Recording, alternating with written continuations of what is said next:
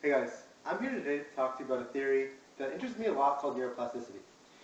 This theory is kind of the up-and-coming frontier, so to speak, in the field of neuroscience, but I'm going to get out of the way right now. I'm not a neuroscientist, I'm not a neurosurgeon, and I'm sure not many of you guys are either. So I'm going to do my best to stay away from the whole technical jargon and focus more towards the basics. Okay? So the first thing I'm going to do is I'm going to start off with explaining what neuroplasticity is and how we can use it to affect our lives. But secondly, and more importantly, I want to talk to you guys about how it can affect society. Okay, so what is neuroplasticity?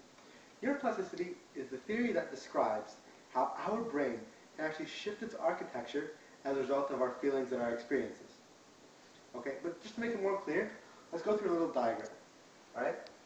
So let's say we have this experience, and through it we can either feel a feeling of sadness or one of happiness. Okay?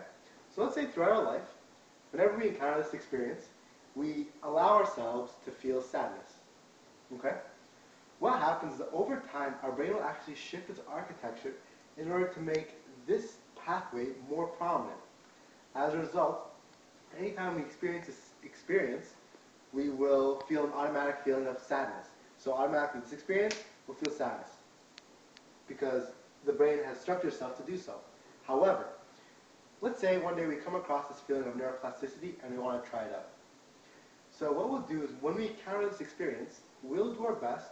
It might be hard at first, but you do your best to force kind of this feeling of happiness. You look for a reason in order to feel more positive. Okay? As a result, after you do it once and twice, it'll become a lot easier for you to feel this feeling of happiness. Over time, this structure in your brain will actually reverse, meaning this pathway towards happiness will be much more prominent than the one towards sadness, making this feeling of happiness kind of automatic, so to speak.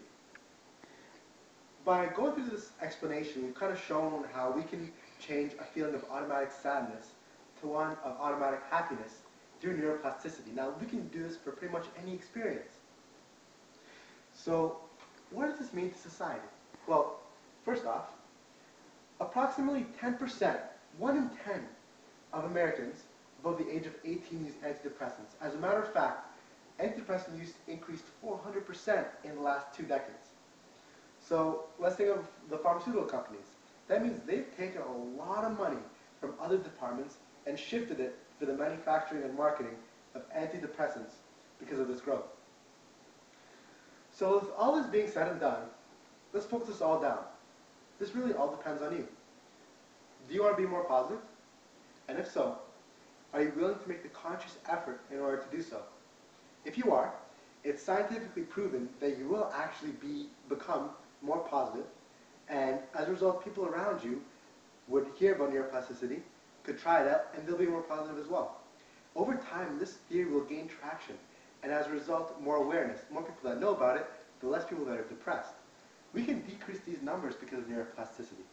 As a result, what we can do is we'll know that pharmaceutical companies can now shift their spending from antidepressants back towards other departments. Departments such as cancer research, or HIV and AIDS research, or prevention and medication.